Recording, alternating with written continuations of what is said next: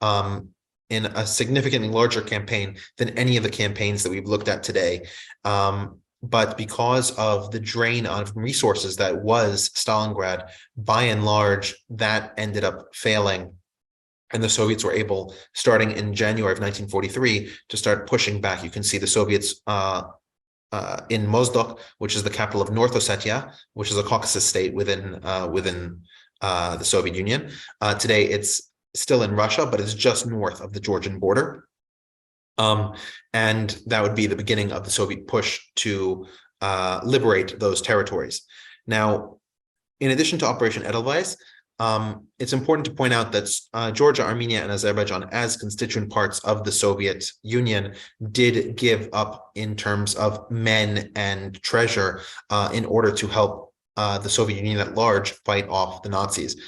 It's believed that around 600,000 Azerbaijanis were conscripted or fought on the Soviet side, about half that number of Armenians, but the Armenian population is significantly smaller, and roughly the same of Georgians fighting alongside other Soviet citizens in the defense of the country.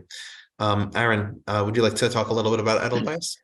Yes. So, I mean, it's almost like it's a for those of you that have any sort of historical appreciation of sports, it's almost like a heavyweight championship of, it's Ali Frazier type fight where the large scale invasion by the Germans, which was initially really a large scale armored invasion and thrust. It was made up of nearly 1,200 tanks and about 5,000 guns and mortars, and basically the population, it's a large scale depopulation exercise, obviously, and the Soviets took huge losses initially, and then once they were able to reorganize, and I think one of the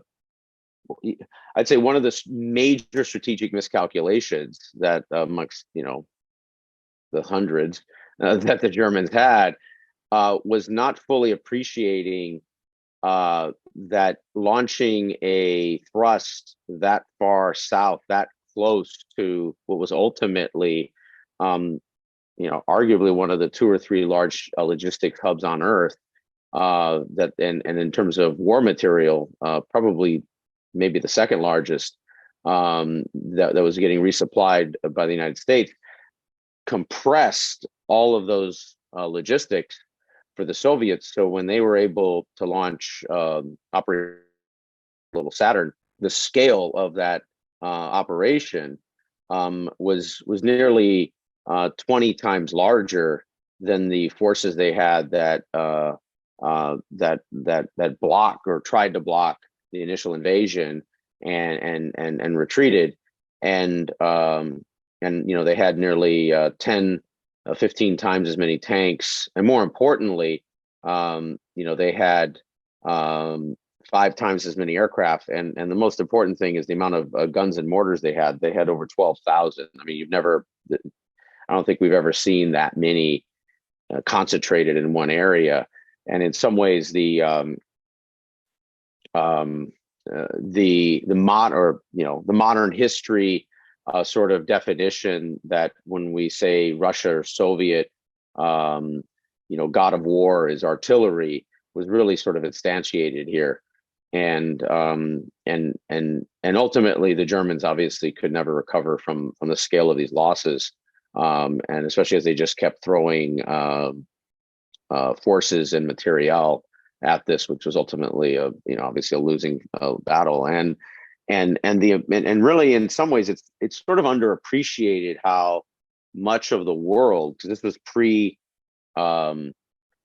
invasion of Western Europe, as much of the Allied world was concentrating the amount of resources they were concentrating here to support the Soviets, because obviously if the Germans could sustain this thrust and penetrate through the southern corridor into Mother Russia, that would have represented extremely dangerous challenge, ultimately probably pretty existential.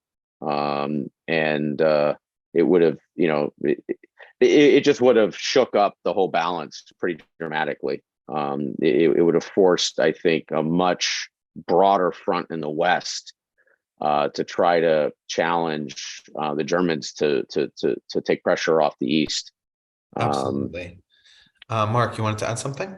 Yeah, a couple of things that one of the major reasons why Hitler decided to attack the Soviet Union was to gain control over those oil resources in the very southern Russia, as opposed to just buying the oil that the Stalin was selling them. And by the time that the Germans started Operation Blau, which was the invasion, or I should say the offensive in 1942, there was an argument between Hitler and his generals. The generals said, we only have enough resources to get to the Volga and block traffic coming north and south. Hitler insisted on taking some of that thrust and then taking a right turn towards the Caucasus to get at the oil production, if only because he knew that to what extent Germany needed that oil and needed it quickly. And one of the things that the leadership of the Germans just idiotically thought all they needed to do was grab the territory and the oil was theirs, that the Russians were not going to do anything about it. And that one of the things that they really thought, all we have to do is capture these facilities, they'll fall in our hands, no problem. They didn't think that the Russians would sabotage all those all that oil production, and which anything that fell under the German hands, they did. They got nothing out of what they captured.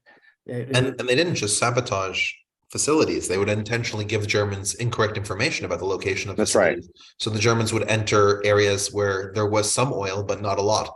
And so they were consistently underwhelmed with what they were discovering. Yeah.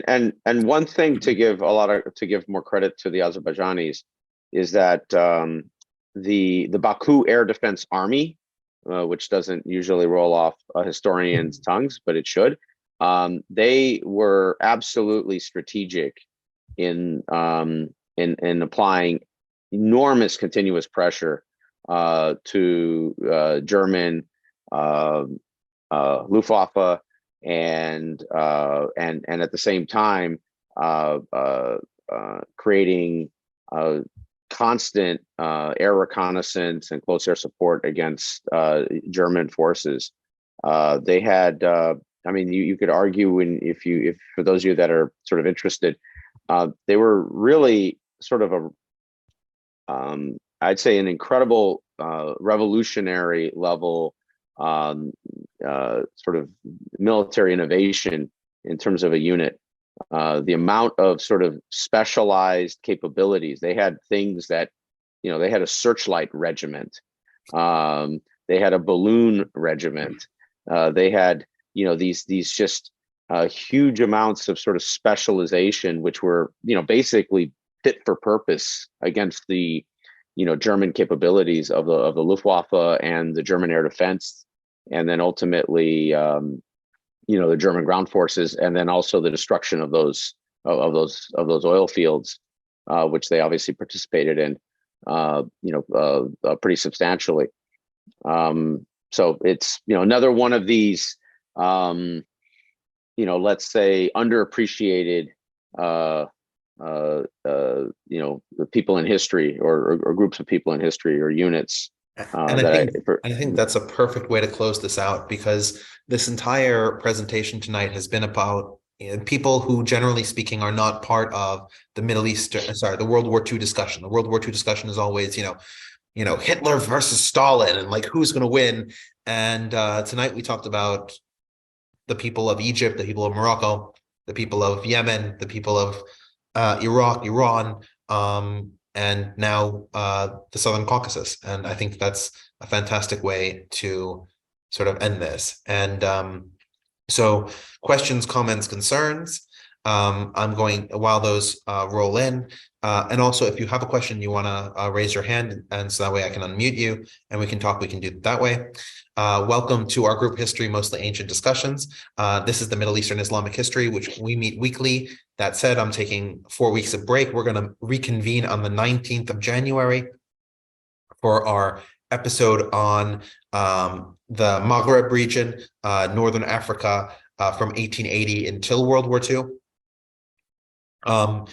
And then we are going to do all kinds of fun stuff, talking about the post-war environment, and where politics really becomes interesting, if you didn't think they were interesting already, because we are in the modern period where Arab countries are independent. The Middle East has convulsions and revolutions of its own. Where we also have our group that talks about Greco-Roman civilization that meet periodically. We have our Asian philosophy with Jason Peng that meets on Saturdays. Aaron and I do European Union security. We're probably going to have our next meeting for that in February. We have our Powerful Women series with Jane Prendergast, our Dead Languages series with John Maloney, and Aaron and I will put together the coalition to do our Russo-Ukrainian War series in January, where we'll cover everything we've missed since October. And you can see all of the other things that we've worked on all at our YouTube page. I put the links to our YouTube page, our meetup group, and